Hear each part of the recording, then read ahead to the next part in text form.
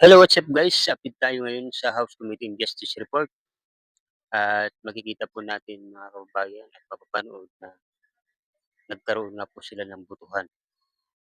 Ito po panoorin po natin.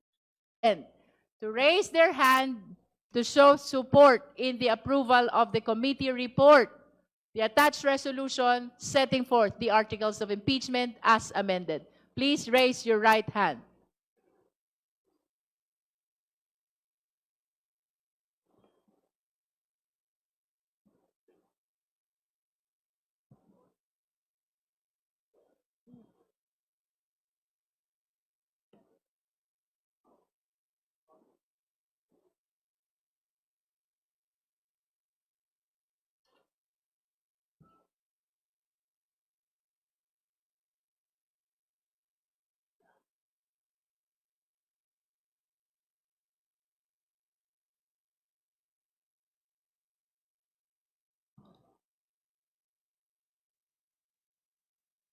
Oops.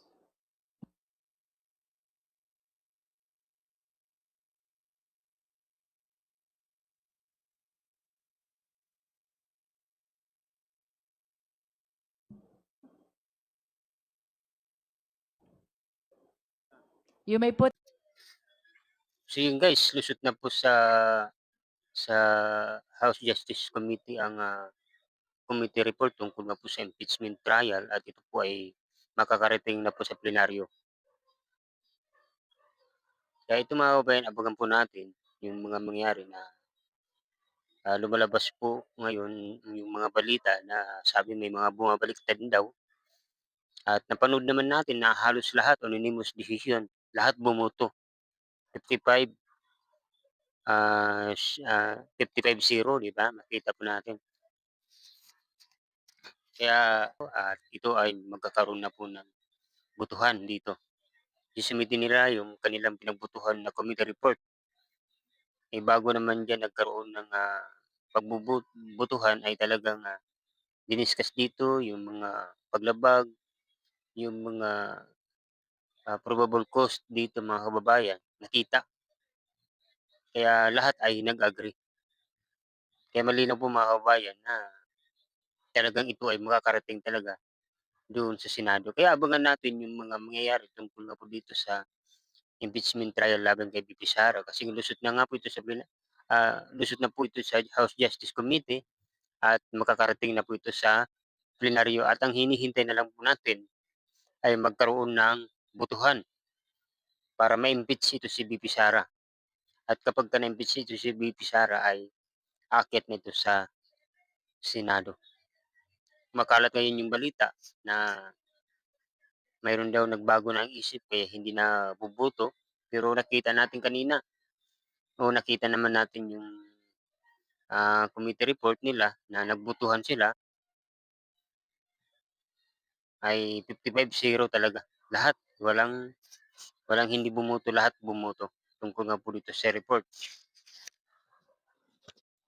Kaya ang masasabi naman nitong mga kalaban, itong mga makadidis ay sasabihin na naman nila ay binigyan na naman ito ng mga malita. Nandun daw mga lahat daw na bumoto ay binigyan ng malita. Nakakatawa mga kababayan. Hindi niyo alam yung balita nandun kay kay Mike Defensor. Nakita dun sa pugad ng kalaswaan. Doon pala tinago yung ginawa nilang peking propaganda para laban sa ating pangulo. Kaya andun, hingin ninyo yung mga malita na nandun, napakarami.